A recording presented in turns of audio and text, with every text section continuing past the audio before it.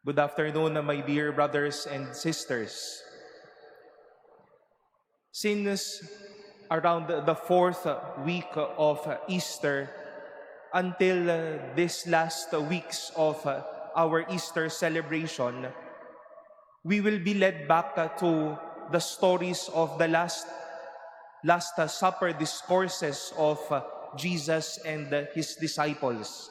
So that Last Supper meal kung saan naghahabilin, nagpapaalam at nagbibigay ng ilang mga pabaon na si Jesus sa kanyang mga alagad. And this story, we all know, will eventually lead to the experience and to the scene of the passion, the death, and the resurrection of Jesus. But we might ask, and we might have this idea, even though the Lord thought already that in these coming days, the day after that Last Supper, He will be hanging on the cross, He will be hanged on the cross, He will die, and the people will be leaving Him. But it seems that He comes so determined, He is not disturbed, He comes so powerful as He was when He was speaking to His disciples, as to what we have heard in our gospel today. And we can get the idea, the secret, and why Jesus moved with such. Towards the end of the gospel, we heard Him say, "I will no longer speak much with you, for the ruler of the world is coming," referring to evil, to Satan. "He has no power over me." Alam ni Jesus ang tindi rin ng lakas ng kasamaan, pero alam niya na wala itong kapangyarihan sa Kanya o laban sa Kanya. This is also the fuel of St. Paul's fire in today's first reading. We've heard that Paul was already stoned.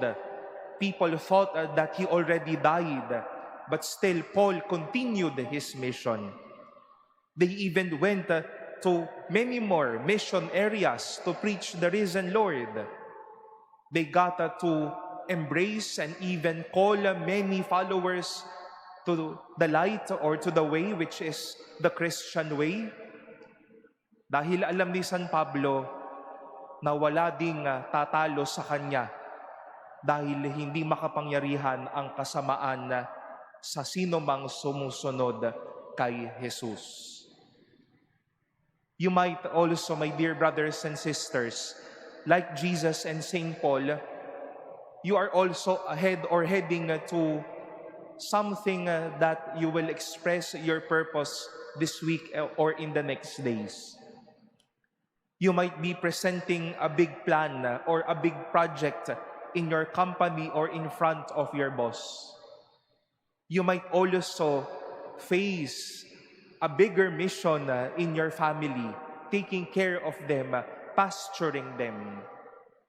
You might be welcoming a new mission or reliving your mission as a friend or as a loving someone to your friends or families. At sana po katulad ni Jesus at ni San Pablo, huwag tayong panghinaan ng loob.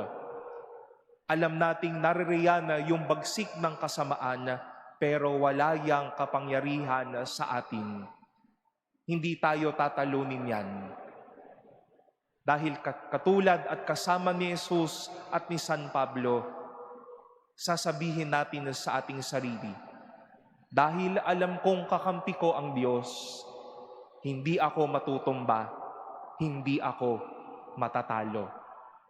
Evil will be right there, but it has no power over us. Because God is with us, we know Jesus is by our side. We will continue, we will be empowered, we will be inspired to move on and to do things well, all for the sake of Jesus.